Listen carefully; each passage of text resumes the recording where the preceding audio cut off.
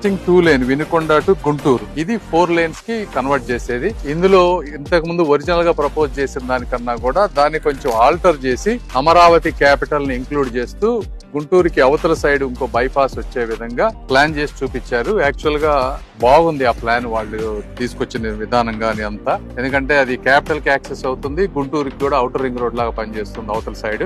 దాంట్లో ఒక 25 కిలోమీటర్లు లెంత్ పెరిగినా కూడా అది కరెక్ట్ గా ఉంది.